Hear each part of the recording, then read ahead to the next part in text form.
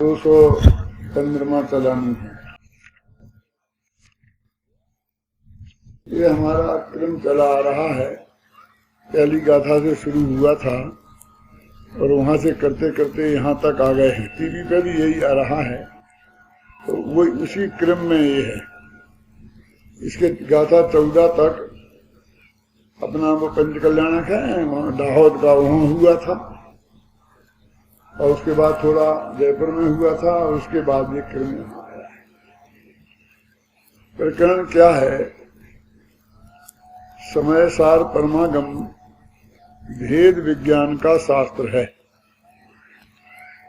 और जीवाधिकार से लेकर संवर अधिकार तक भेद विज्ञान की ही महिमा गाई गई है।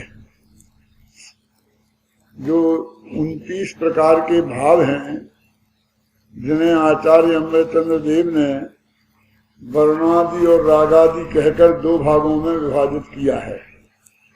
वर्णादि में 20 और रागादि में 9।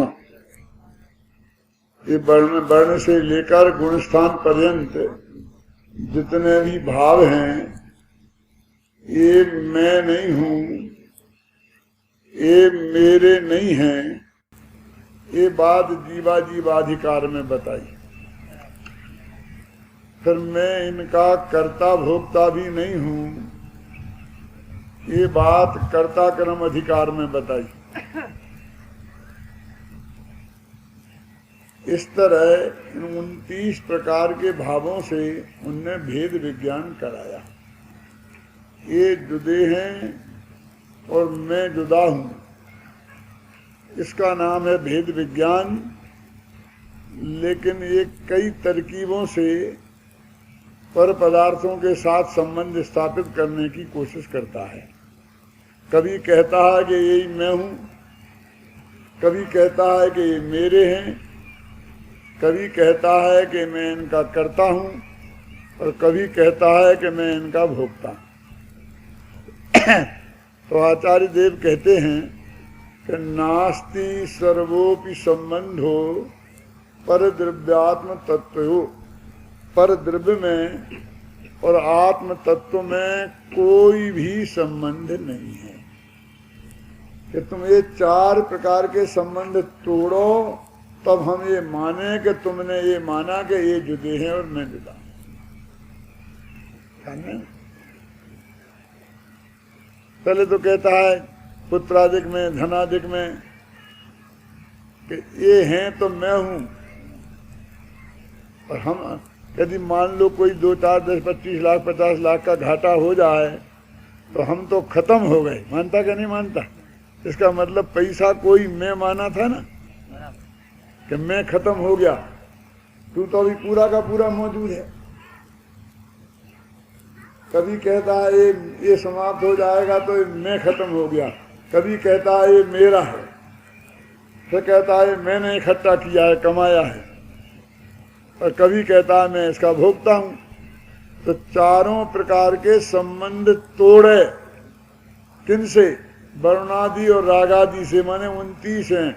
29 प्रकार के भाव तो अभी याद तो रहेंगे नहीं आपको, इसलिए उन्हें तुम्हारी सुविधा के लिए 2 भागों में बांट दिए।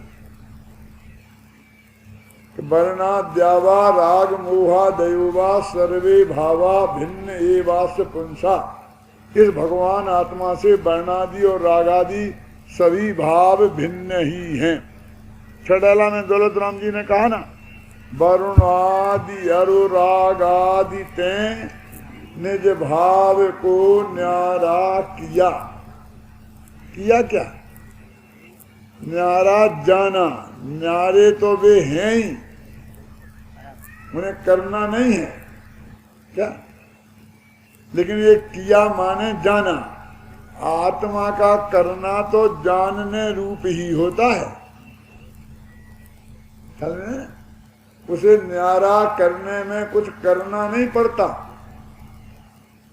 क्योंकि स्त्री पुत्रादि ये तो जुदे हैं। शरीर भी जुदा है कि नहीं है? 2 भाइयों हमें आपस में बहुत झगड़ा हो गया, तो वो लड़ते लड़ते हमारे पास आए और उन्होंने कहा पंडित जी हमारा निपटारा करा दो, नहीं तो ये सांझे की हांडी चौराहे पर फूटेगी, तो हमारा तो कुछ नहीं जाता, तुम्हारी बदनामी होगी। मैंने कहा हमारी क्यों होगी कि हम तुम्हारे शिष्य कहलाते हैं ना, हम तुम्हारी पार्टी के हैं ना।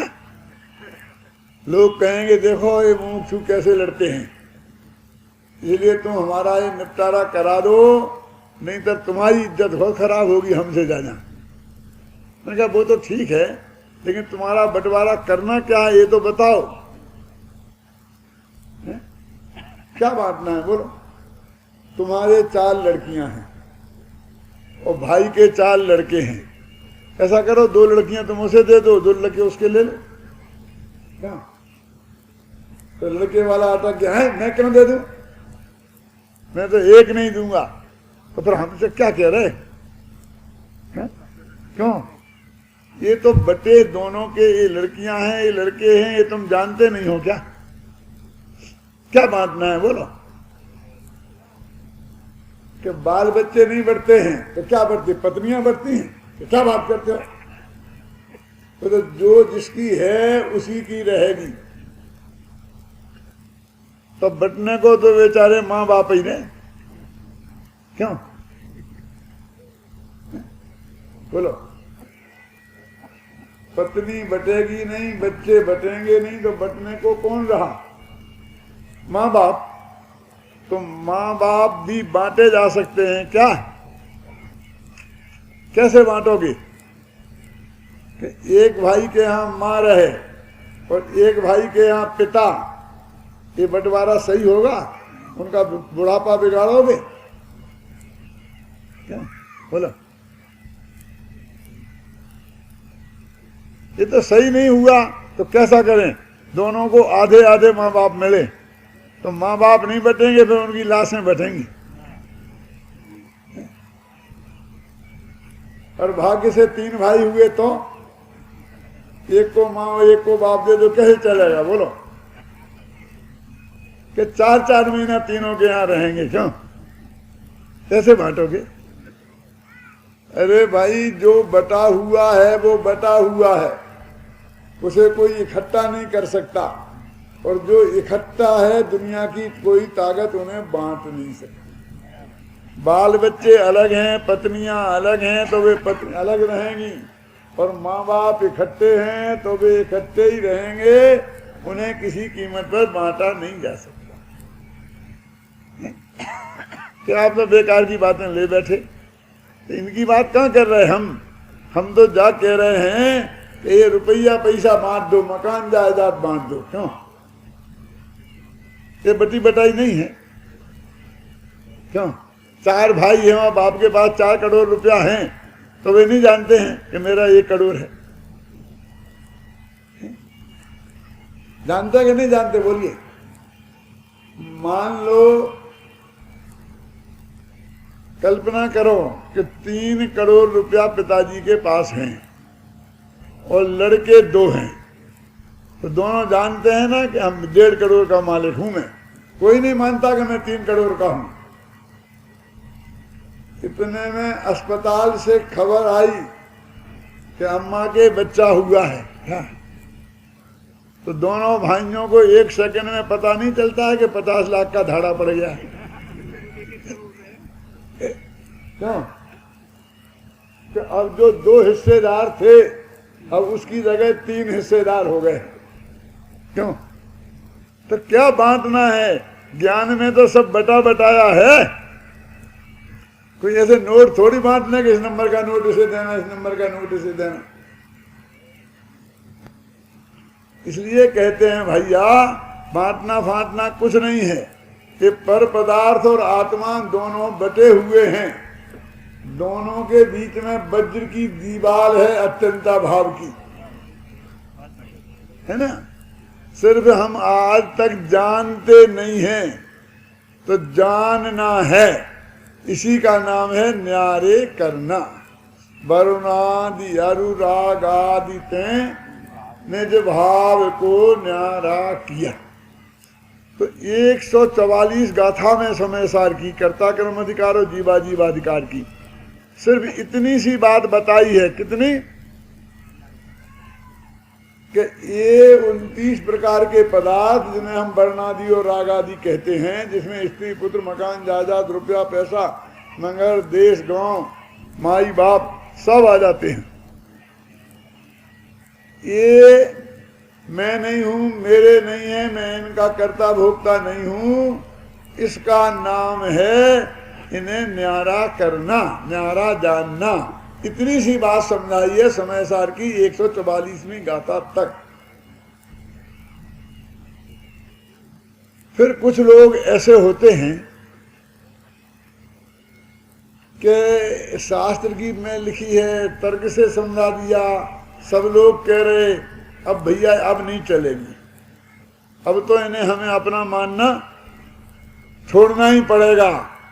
तो तरकीब से एक बात कहता है कि ये बताओ कि ठीक है, ये मंदिर जो हमने बनाया है वो हमारा नहीं है, हमने बनाया नहीं है, हम इसके कर्ता भोक्ता नहीं है,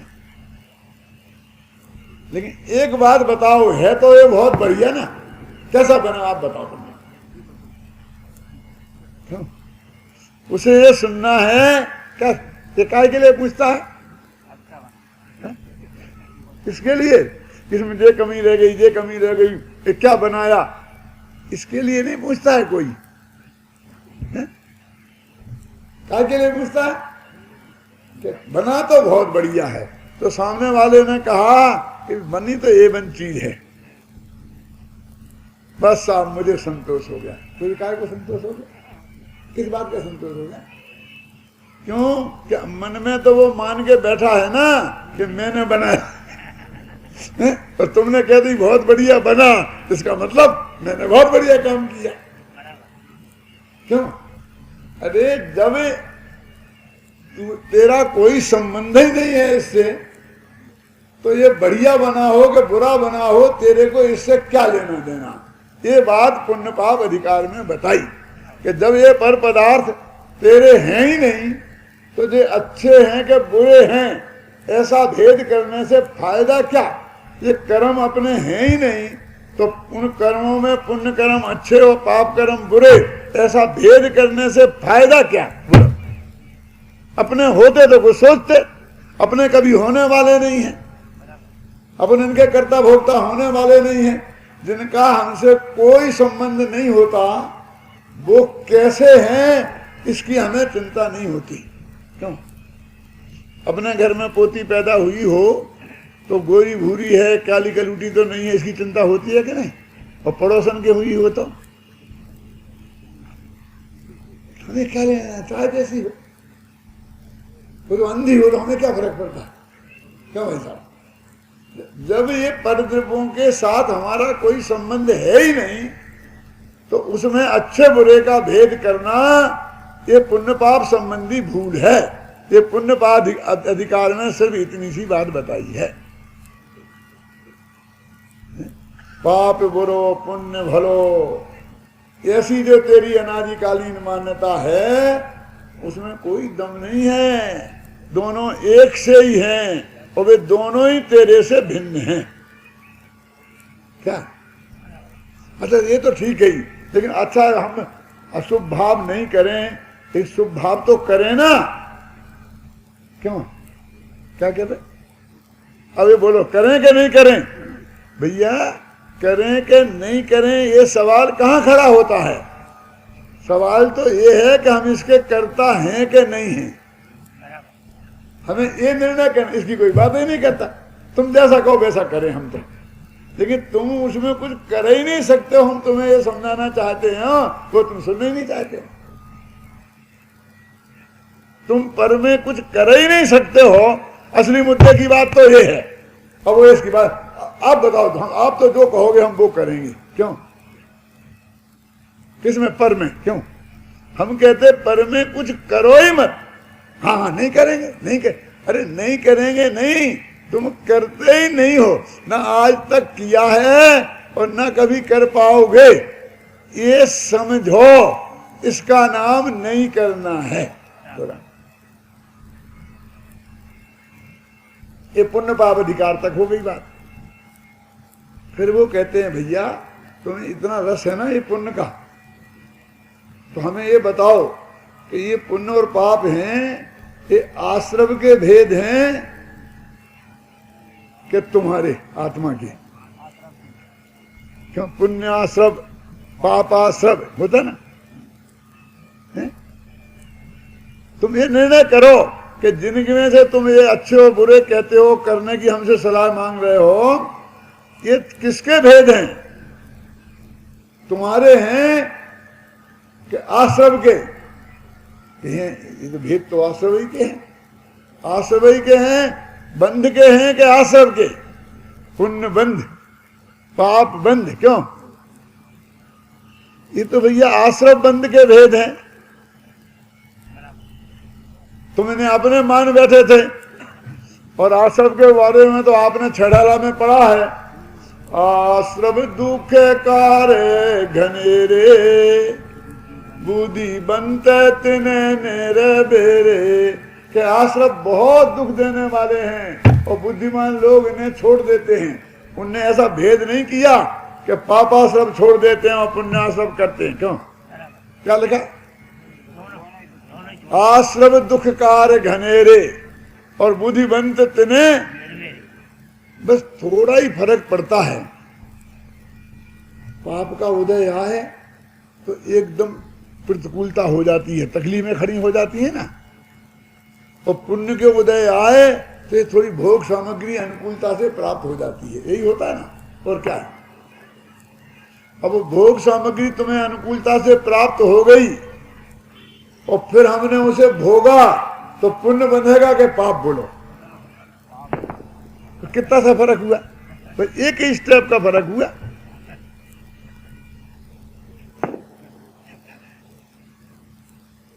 कि हम वो पुण्य से जो हमें भोग प्राप्त हुए, हम उसे भोगोंगे ही नहीं, तो फिर तो नहीं बंधेगा पाप। छोड़ देंगे कि नहीं, फिर तो नहीं बंधेगा। ऐसा करो तो भोग प्राप्त होने का फायदा क्या, जब भोग ही नहीं पाए? क्यों भाई साहब?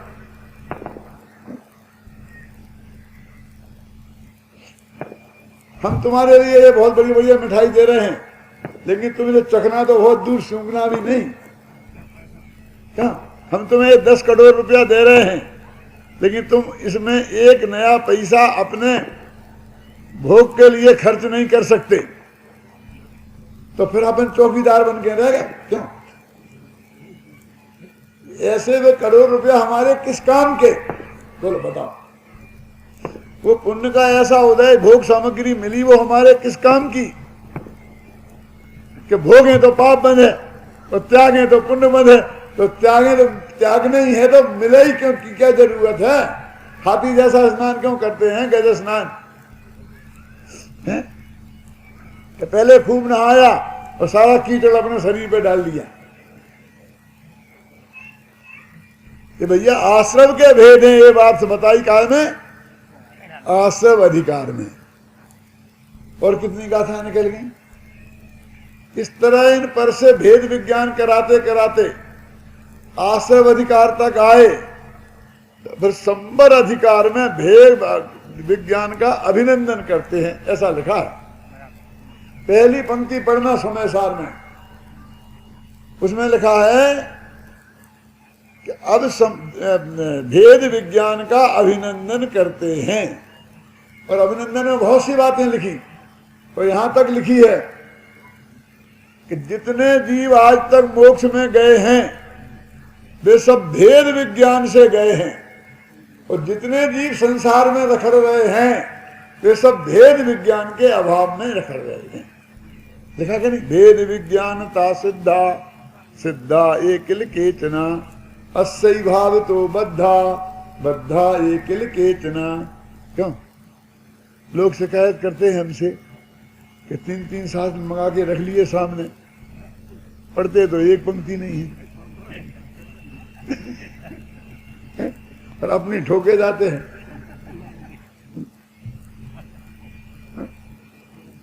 ये आपकी शिकायत नहीं है, मेरी अम्मा की भी थी। जब हम वहां से पढ़ के आए थे विद्यालय में से अपने गांव में, तो हम गांव के मंदिर में प्रवचन करते तो ऐसा बोलते तो भैया तू किताब तो देखते ही नहीं, किताब तो देखते ही नहीं, ये शिकायत। और मैं हम सब किताब की बातें कह रहे हैं, तुमने हमें 5-7 साल पढ़ा काय के लिए है? हम 7 साल तक वही तो पढ़ते पढ़ते तो आए हैं, अब वही तुम कह रहे पढ़ते नहीं हो। 7 साल तक पढ़े तो पढ़े ही नहीं, क्यों? तो तुम पढ़ने ही नहीं मानती हो। यहां ऐसा करके पढ़े तो पढ़ना, तुम कह रहे पढ़ा, हम तो लिखे हैं भैया। सारी जिंदगी हो गई, 76 वर्ष के हो गए, इसके अलावा कोई दूसरा काम ही नहीं किया। और हम तो उस गांव में आए हैं, उस एरिया में आए हैं कि जिस एरिया में आप 50 साल से, तो आपको ही पता है कि ये समय सार हम पढ़ रहे हैं। 50 साल से पहले भी हम इस रावखंड में आए थे, तब भी हमने समय सार सुनाया था आपको। हैं कुछ लोग होंगे बुजुर्ग जिन्हें याद होगी।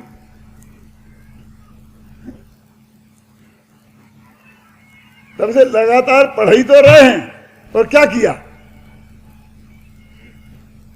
अरे पढ़ के बताते तो एक पेज पढ़ के बता पाते, पर हमने आपको संबर अधिकार तक पढ़ा दिया। क्यों पढ़ा दिया ना? कि कितनी बात अभी तक हो गई। अब वो कहते हैं कि ऐसा भेद विज्ञान यदि तुमने कर लिया तो क्या होगा? तो वो यहां कह रहे हैं कि भोग बंत के ज्ञान बंत के भोग निर्जरा हेतु है, अज्ञानी को वही कर्म फल दे तू है। यह अचरज की बात ही ये नहीं आवही, बूझे कोई शिष्य गुरु समझा वही।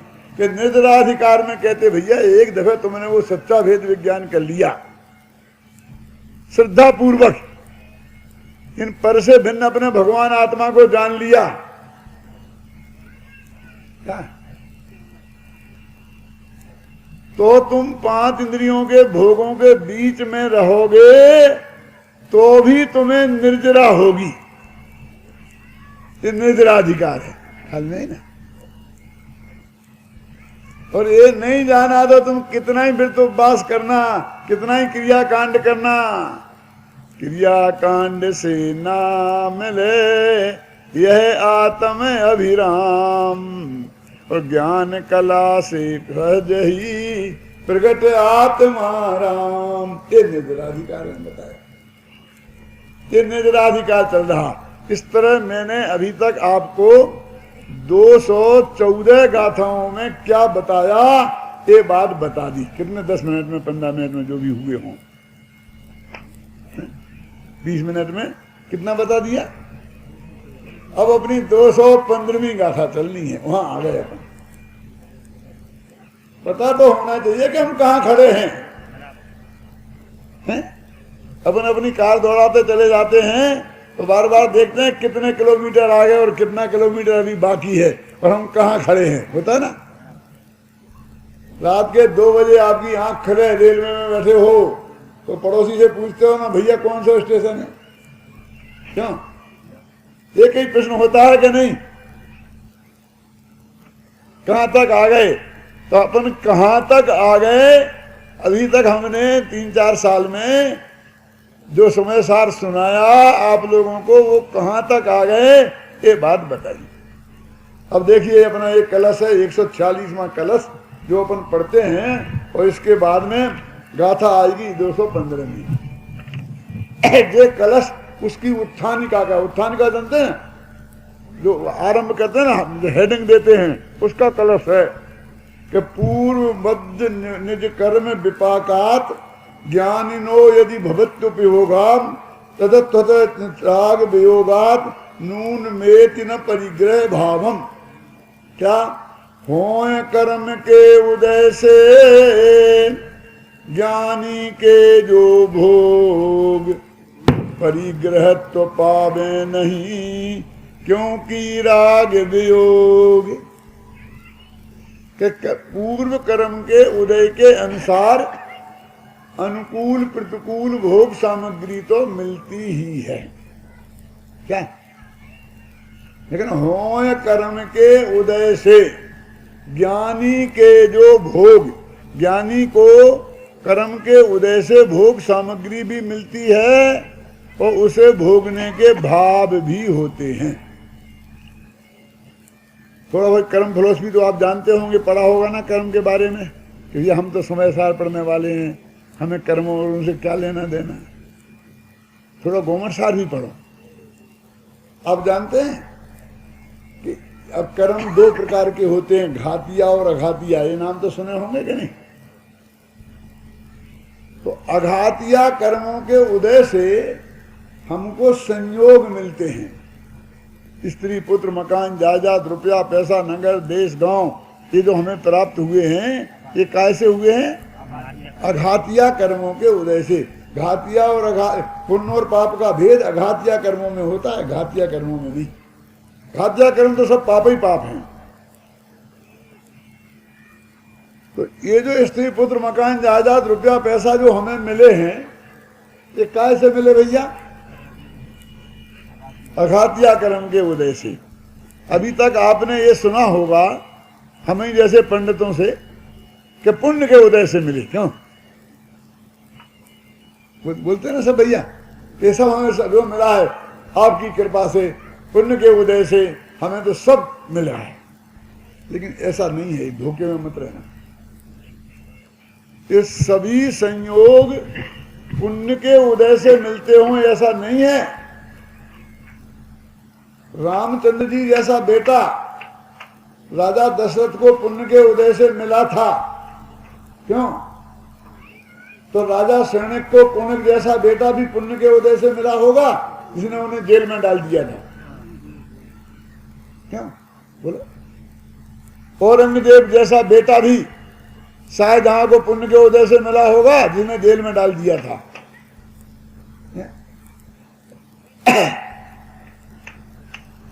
ये रुपया पैसा जिससे हमको अनुकूल भोग सामग्री मिली है, ये पुण्य के उदय से ही मिला होगा कि जिससे इनकम टैक्स वाले झाड़े मारते हैं और अच्छे अच्छे लोगों को जेल में डाल देते हैं। क्यों? तो पुण्य के उदय से मिलता होगा।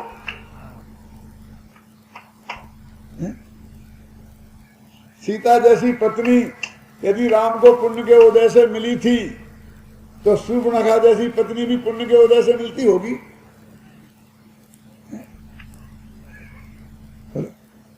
अरे अनुकूल पत्नी पुण्य के उदय से मिलती है और प्रतिकूल पत्नी पाप के उदय से मिलती है।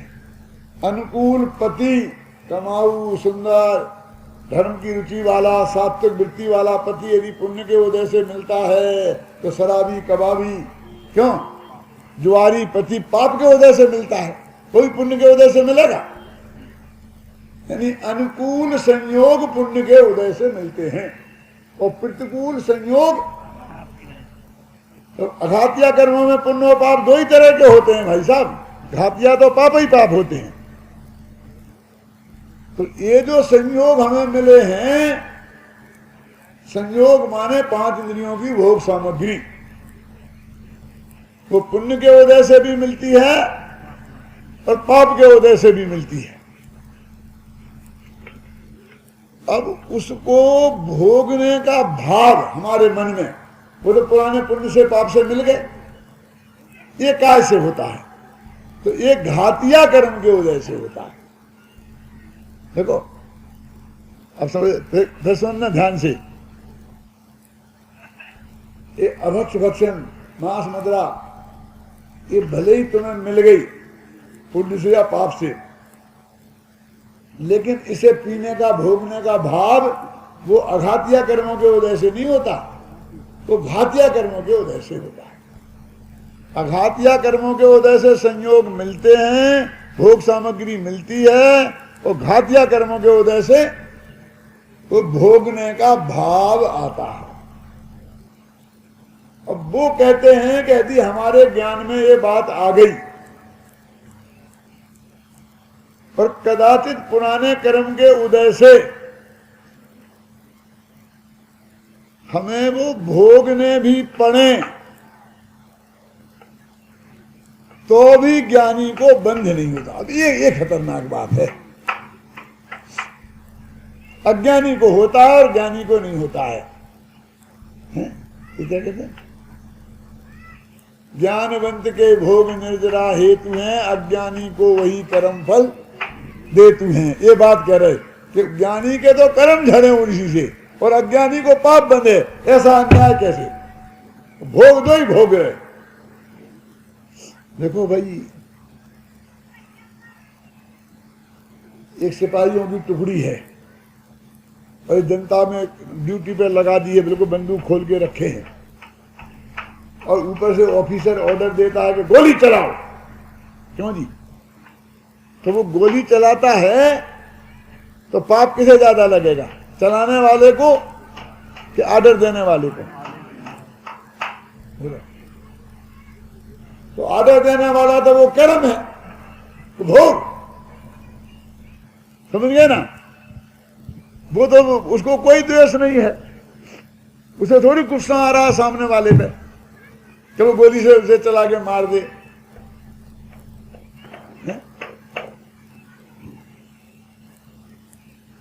और अज्ञानी रस ले लेकर के उसे मारे और खुद की गुस्सा में आकर के उसे मारे, तड़फा तड़फा के मारे, क्यों? तो फिर उसे ऊपर वाले को पाप लगाया खुद को। अज्ञानी रस ले लेकर के भोग भोगता है और ज्ञानी कर्म के उदय से भोगता नहीं, भुगतता है। बोलते हैं भोगने में भुगतने में अंतर समझते हो कि नहीं समझते हो? क्यों? पुण्य के उदय से अनुकूल पत्नी मिल गई, सुंदर है, सब तरह से सब बात है, तो उसे मस्त होके भोग रहे। और एक आदमी को मिल गई, गले पड़ गई, अब क्या करें, सज्जन हैं, अब अपने यहाँ तलाक तो होता ही नहीं है, क्यों? अब तो गले पड़ गई तो सारी जिंदगी तो निकालना ही है, हैं? तो वो क्या है, भुगतता है। समझ में ना? एक भोगता है और दूसरा भुगतता है। ज्ञानी भोगों को भोगता नहीं है, भुगतता है। तो इस निर्जराधिकार में कह रहे, देखो, होए कर्म के उदय से ज्ञानी के जो भोग, ये हमने वो संस्कृत का जो छंद है ना, तो बहुत सरल भाषा में हिंदी में एक दोहा में रख दिया है। पूर्व कर्म के उदय से ज्ञानी के जो भोग, परिग्रहत्व पावे नहीं, क्योंकि राग वियोग। वो परिग्रहत्व को नहीं पाते हैं, वे परिग्रह नहीं कहलाते। खजांची है, सारे रुपया पैसा तो उसके ही पास रहते हैं ना, तिजोरी की चाबी उसके पास रहती है कि नहीं रहती है? लेकिन वो तिजोरी का मालिक है, उन पैसे का मालिक है, उसके वे परिग्रह हैं। और जिनके पास वो तिजोरी की चाबी नहीं है, वैसा राजा या सेठ जो भी है, वो उसका मालिक है। यही बात है ना कि परिग्रह तो पावे, वो उसके हाथ में है, वो लेता देता भी है। उसे नियम बता दिए गए कि इस नियम के अनुसार देना और लेना। हमारी चिट्ठी लेके कोई आए तो उसे दे देना, हमारी हम नहीं दे, मना करें तो नहीं देना, क्यों? अब वो हर एक से थोड़ी कहता फिरता है, ऊपर से सारा आ गया कि नहीं देना, कि साहब वो मेरी चिट्ठी लेके आएगा, चिट्ठी तो लिख के देनी पड़ी, बहुत पीछे पड़ गया था, क्यों? लेकिन तू टाल देना, क्या करे? बोलो, वो सेठ जी की चिट्ठी भी आए तो कहते हैं सेठ जी ने चिट्ठी देखे, ये ना लाए, ये देता नहीं, इसके पेट में क्यों दर्द होता? और कुछ कहना भी नहीं, कह भी नहीं सकता। बोलो क्या करें? वो कहते हैं कि शास्त्रीय भाषा में वे उसके परिग्रह नहीं है, क्योंकि राग वियोग अंदर में राग का वियोग है। वो राग माने मिथ्यात्व, माने ऐसी मान्यता का कि ये मेरे हैं, ऐसी मान्यता उसकी नहीं है। कि मैं देता हूं, मैं लेता हूं, ऐसी मान्यता उसकी नहीं। पैसा चंदे में सेठ जी मुनीम जी ही देते हैं, मुनीम जी ही लेते हैं, उगाई भी मुनीम जी करते हैं, क्यों? लेकिन ना वे लेते हैं ना वो देते हैं। ये निर्जराधिकार में बता रहे कि भैया तुम एक दफे ये समझ लो कि समझ से काम हो जाएगा कि हाँ भैया काम तो समझ से ही होता है। ये जगत की समझ में नहीं आता है। जगत कहता है कि वाह कैसे करें, हम तो कह रहे राग बराबर वैसे ही के वैसे राग देश में उलझ रहे हैं, सब बात हो रही है, और तुम कह रहे कि अब भरत चक्रवर्ती थे 96,000 पत्नियां 6 खंड की विभूति, और तुम वो कैसे मान लो कि उनको वो कर भोग निर्जरा के हेतु में कैसे होंगे? क्यों? जगत की समझ में नहीं आता है। देखो भैया हम बाहर से देख करके निर्णय नहीं कर सकते। एक आदमी ने भरत चक्रवर्ती की तो 96,000 शादियां थी, एक सिद्धांत मैं आपको बताता हूं कि तीर्थंकर चक्रवर्ती ये कभी अणुव्रत नहीं लेते। फलाना नहीं, शास्त्र में लिखा होगा, पूजन में पढ़े में आएगा कि भये तुम्हें अष्टम बार से कुमार धरे अणुव्रत महासुख का। घबराना नहीं, वो बहुत उपचार की कथन है जो मैं बता रहा हूं। ये करुणान योग का फैक्ट है, पक्का ले नहीं सकते वो अणुव्रत। तो क्या दिक्कत है? अणुव्रत में क्या होता है, परिमाण करना पड़ता है ना। तो 96,000 पत्नियां हैं, बोलो कितनी छोड़े और कितनी रखे? अरे छोड़े तो 96,000 ही छोड़ना पड़े, और रखे तो 96,000 ही रखना पड़े। ऐसा नहीं कर सकता 48,000 रखी 48,000 छोड़ी। समझ में आई ना? इसलिए नहीं होते उसके 6 खंड का राज में 3 खंड छोड़े और 3 खंड रखे, ऐसा नहीं होता। समझे? वो 6 ही खंड छोड़े तो 6 ही खंड रखे, इसलिए उसके अणुव्रत हो ही नहीं सकते। सीधे महाव्रत होते हैं।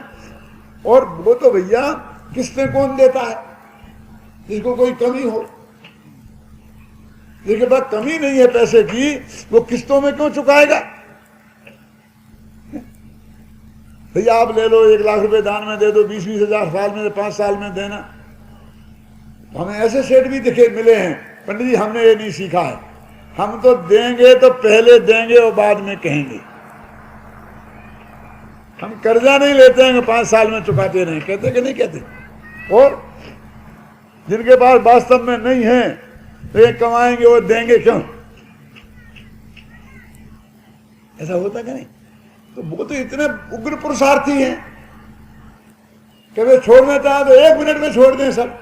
वे किस्तों में क्यों छोड़ें? अणुव्रत तो किस्त है भाई साहब।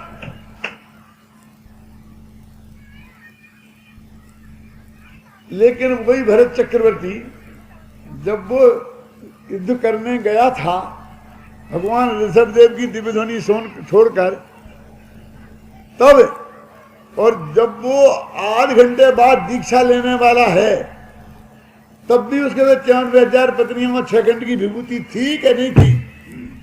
और दोनों समय के भावों में कितना फर्क था, अंतर समझ में आया कि नहीं आया? जब तुमने मकान बनवाया था रावगढ़ में, तो एक एक चीज ईंट अपने देख देख के शौक से लगाई थी, सब पलंग शौक से बनवाया था, गद्दा रजिया सब क्यों बढ़िया बढ़िया किया था कि नहीं? और जो रस उस वक्त तक था, अब 40 बरस बाद अब उसी मकान में, उसी कमरे में, उसी पलंग पे, उसी गद्दे पे सोते हो, लेकिन राग एक सा है। अब क्या करें? अब खराब लाए कहीं से, अब नया कुछ करने का विकल्प ही नहीं रहा।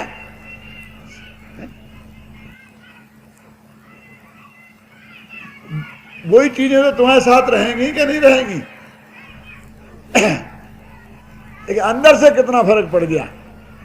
कहते हैं ज्ञानी की और अज्ञानी के बाहर के संजोगों में देखने से कुछ फर्क मालूम नहीं पड़ता है, अंदर में बहुत बड़ा फर्क होता है।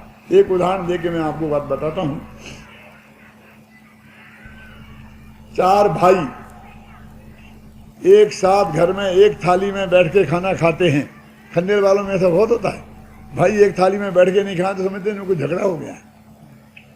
अपने यहाँ तो नहीं है ऐसा, वहां बहुत एक थाली में खाते हैं।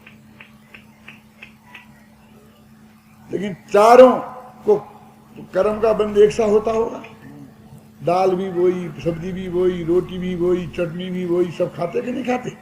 और चारों के पुण्य पाप में फर्क पड़ता कि नहीं पड़ता है? काहे से फर्क पड़ता है बोलो? जब घर में बढ़िया चटनी बनती है तो सब भाई खाते हैं, अच्छी भी लगती है सबको, लेकिन उनके राग में कितना अंतर है ये तो उस दिन पता चलता है जिस दिन चटनी नहीं बन पाई हो। क्यों? एक भाई को तो पता ही नहीं चलता कि आज थाली में कुछ कम है, जब आती है तो शौक से खाता है, और नहीं आए तो पता ही नहीं चलता कुछ कम है, जो होता है खा लेता है। क्यों? दूसरा भाई कहते कि आज कुछ कमी लगती है, क्या बात है, आज मजा नहीं आ रहा। हाँ, चटनी नहीं है। क्यों भाई, चटनी क्यों नहीं बनाई? कि नहीं, वो आज व्यवस्था नहीं हो पाई। तो ऐसा नहीं होना चाहिए, कल से बननी चाहिए, और फिर वो भी खा लेता है। क्यों? फिर तीसरा, चटनी क्यों नहीं बनी? क्यों? क्या वो बाजार से क्यों नहीं आ पाई? कमाते काहे के लिए? इतना नहीं कर सकते तुम? जाओ बाजार से पहले सामान लेके आओ, चटनी बनाओ, तब खाएंगे। क्यों ऐसा? और चौथा, चटनी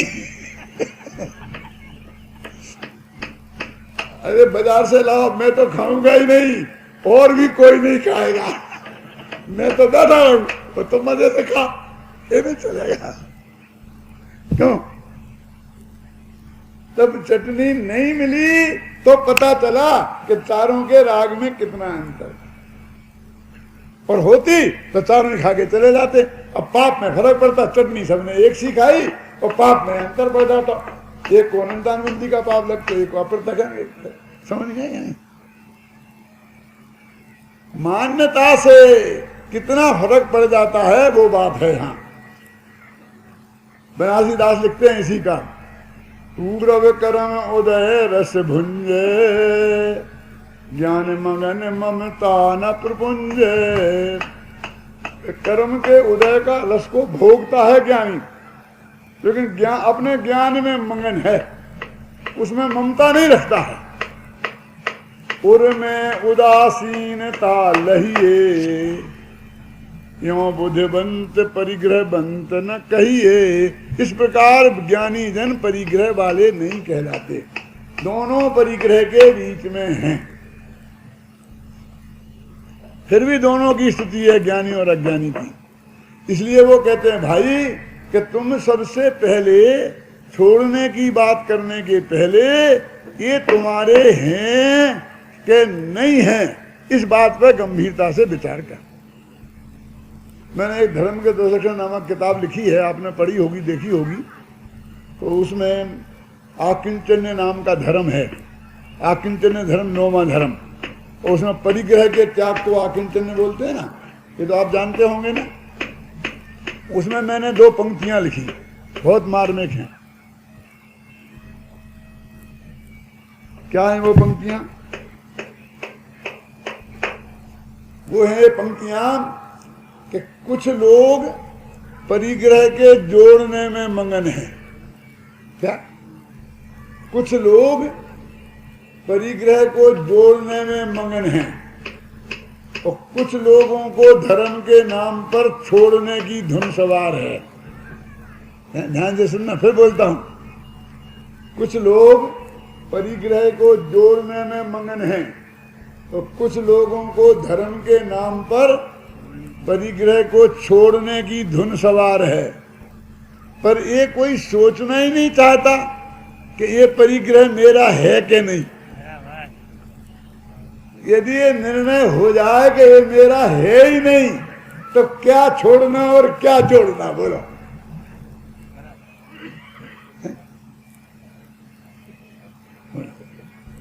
क्यों? बोलो, परजीवों को मारना कि नहीं मारना? नहीं मारना, नहीं मारना। अरे इस पे लड़ रहे हो, तेरे ये तो सोचो कि तुम मार सकते हो कि नहीं। जब मार ही नहीं सकते हो तो मारना कि नहीं मारना, एक दूसरा प्रश्न आता कहां से है? कि भोगना कि नहीं भोगना, कि तुम भोग ही नहीं सकते हो तो क्या? भोगो न भुक्ता स्वयं एव भुक्ता, है ना। भोगों नहीं भोगा, भोगों ने हमें भोग लिया, हमारी जिंदगी निकल गई मुफ्त में। है? अब वो इसी बात को गाथा में के माध्यम से कहेंगे। देखो, जो अपनी 215वीं गाथा चलानी है ना अपन को, उपन्नोदय भोगो वियोग बुद्धि तस्य सो नित्यम कंखा मन स्वागतस्य उदयस्य न कुर्यते रानी। उदय गत जो भोग हैं उनमें वियोगी बुद्धि है, अरे अनागत भोग की सद्ज्ञानी की कांक्षा नहीं। अब कहते हैं भोग 3 प्रकार के हैं। कौन कौन से भैया? एक भूतकाल के, एक वर्तमान के और एक भविष्य के।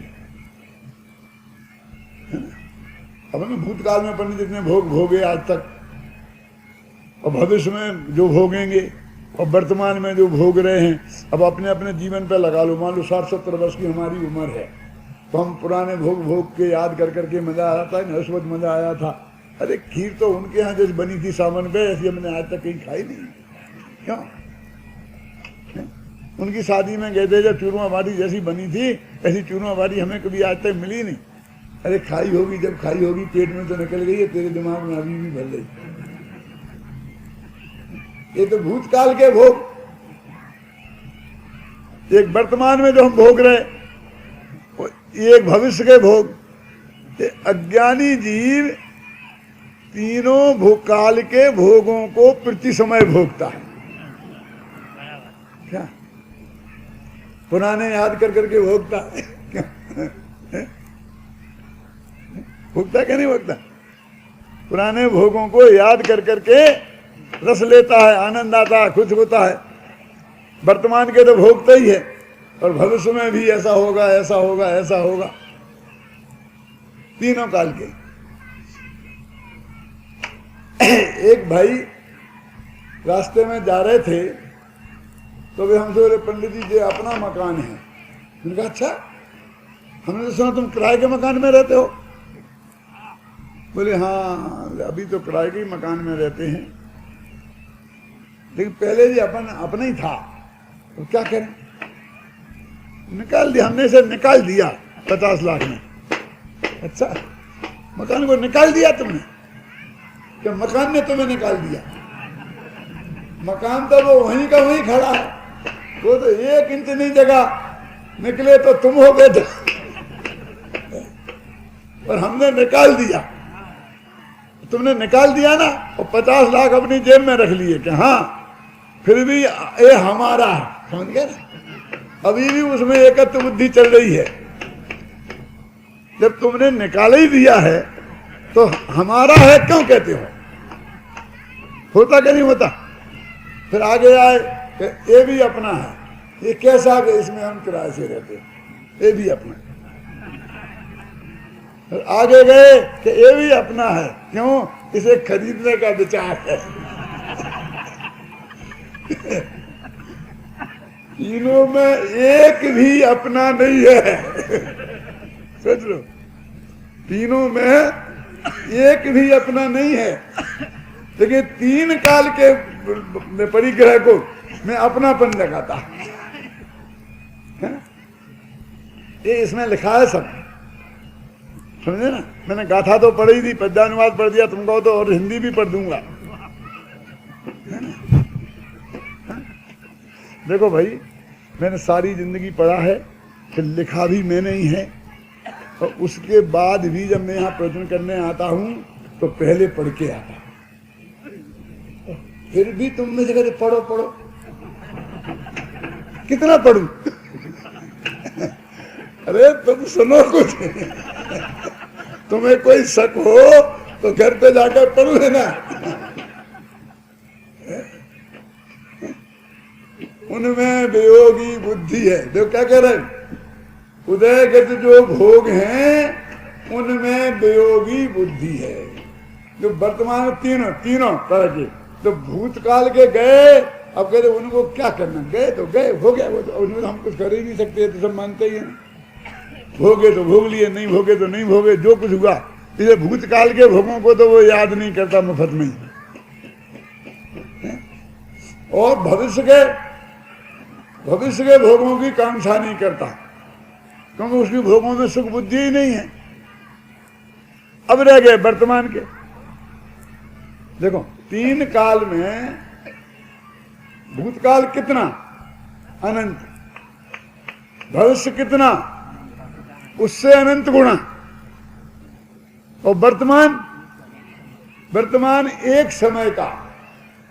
वैसे हम बोलते हैं इसी शताब्दी में तो 100 वर्ष का वर्तमान बना लेते हैं, फिर इसी बरस तो 1 वर्ष का बना लेते हैं, इसी माह तो 1 महीने का बना लेते हैं, आज तो 24 घंटे का बना लेते हैं, और अभी क्यों? लेकिन असली वर्तमान एक समय का, क्योंकि एक समय पहले तो भूतकाल में चला गया, एक समय बाद भविष्य में चला गया, तो 2 का तो निपट गया ना। भूतकाल तो निपट गया, बीती ताई विसार दे, और भविष्य के बारे में सुध मत ले आगे की सुध मत ले नहीं है? क्यों? अब वर्तमान इतनी छोटी सी समस्या थी, इसको तूने कितनी बड़ी बना दी थी, अनादि अनंत। क्यों? अरे अनादि अनंत तो तेरा आत्मा है मूर्ख, ये भोग थोड़ी अनादि अनंत है। एक समय की समस्या और हमने कितनी बड़ी बना दी। देखो भाई, मध्य प्रदेश और राजस्थान के दोनों बीच में कितनी जगह छूटी है? कहीं जगह है बीच में, आड़े बाल के बराबर भी नहीं है, क्योंकि कुछ जमीन तो मध्य प्रदेश की है और कुछ राजस्थान की है, समझ गए ना। यहां से जाओ आप, तो है कहीं लैंड पड़ी है, कोई खाई है। अब कोई मध्य प्रदेश से राजस्थान में गेहूं ले जाना है तो कोई कठिन काम तो नहीं है, समस्या तो एक आड़े बाल के बराबर भी नहीं है। लेकिन हम कहते हैं हमें रायपुर से ले जाना है, और कहां पर? जोधपुर तक, सब 200 किलोमीटर है, और प्रतिबंध है। अब कैसे ले जाएं? अब हमने जो समस्या बिल्कुल आड़े बाल के बराबर की थी, उसको 2000 किलोमीटर की बना दी। अरे मूर्ख, तुम रायपुर का गेहूं यहाँ गुना तक लाए, कौन रोकता है? कौन रोकता है बता? यहाँ रावगढ़ तक लाए, कौन रोकता है? क्या समस्या है? और फिर जरा से छपड़ा में पहुंच जाए तो राजस्थान में कहीं ले जाए, कौन रोकता है? समस्या तो बॉर्डर की है ना।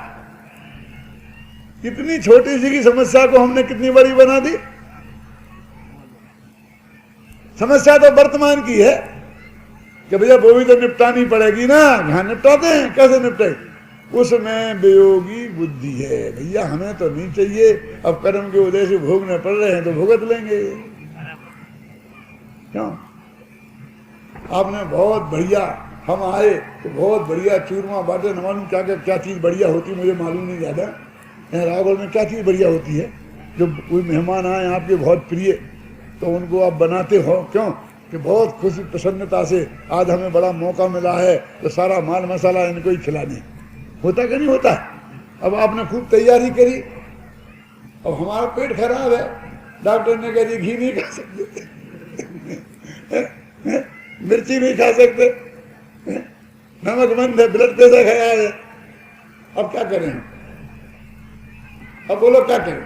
अब थाली में परोस दिया, पहले कुछ कहा नहीं, अब सामने आ गया, अब त्याग तो है नहीं। क्यों?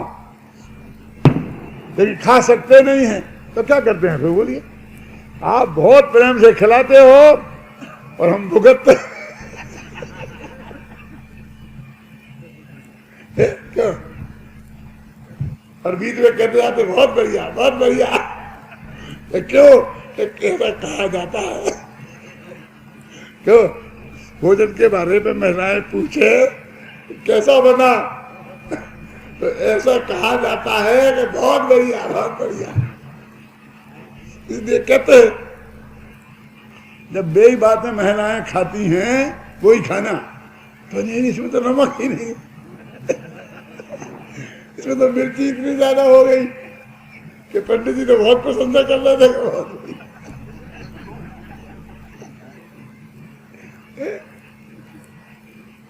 समझे ना। अरे वे तो ज्ञानी जन तो वर्तमान के एक समय की समस्या को किसी तरह भोग लेते हैं, इस तरह वे उसके भोगता नहीं है, और उस समय भी उनके कर्मों की निर्जरा होती है। तो आज तो समय हो गया, मैं कल बताऊंगा आपको कैसे होती है निर्जरा, करुणान योग के शास्त्रों के हिसाब से, समय सारणी गोमर साहब के हिसाब से बताऊंगा। अभी तो अपन पढ़ रहे हैं ना, उदयगत जो भोग हैं उनमें वियोगी बुद्धि है, अरे अनागत भोग की सद्ज्ञानी के कांक्षा नहीं। वर्तमान में वियोगी बुद्धि है, अनागत की कांक्षा नहीं है, भूतकाल की छुट्टी हो गई। ऐसे 3 काल के भोगों का वो कर्ता भोक्ता नहीं बनता, इसलिए उसे बंध नहीं होता और निर्जरा होती है। देखो आचार्य देव इस गाथा में यही बताना चाहते हैं कि भूतकाल के भोग तो गए, काल के गाल में समा गए, और वर्तमान के भोगों में वियोगी बुद्धि होने से और आगामी भोगों की चाह न होने से ज्ञानी तीनों कालों के भोगों से ही विरक्त है।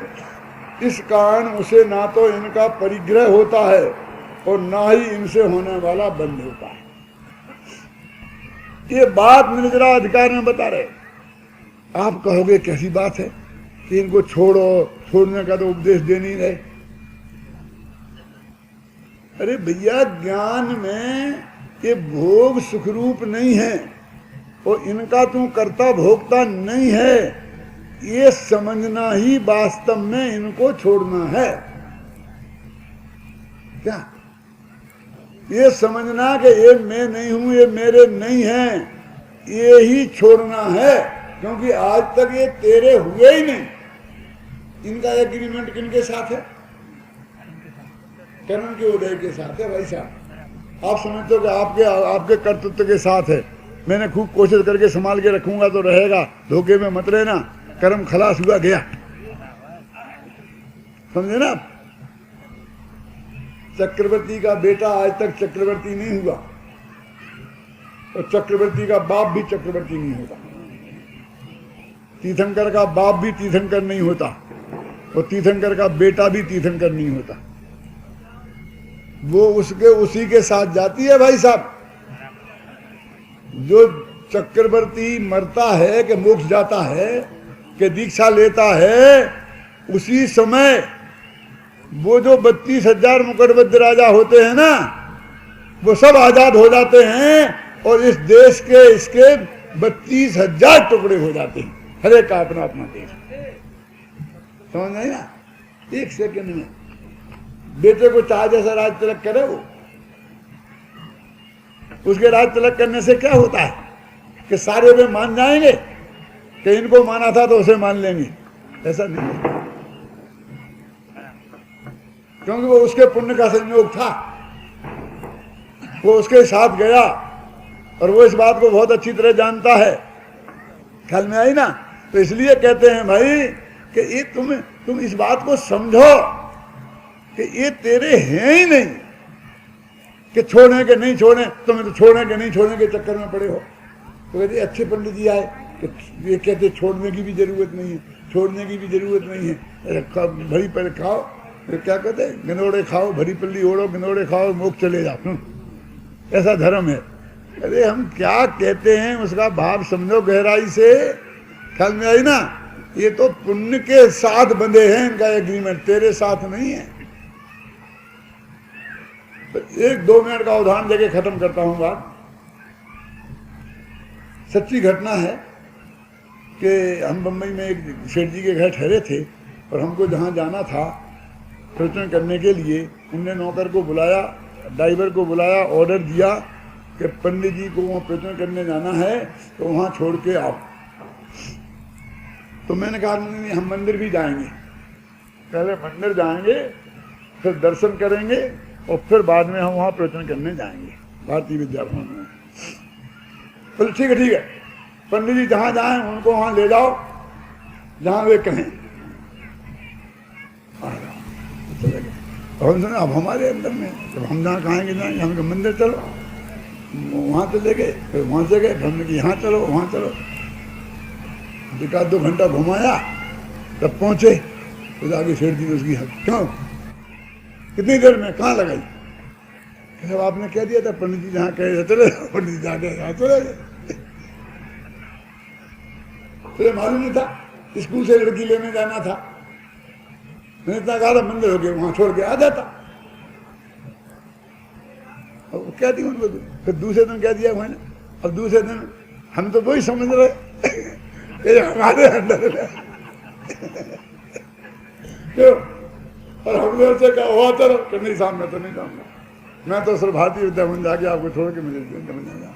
तो आंख पकड़ के बात करने लगे, नहीं क्या हुआ?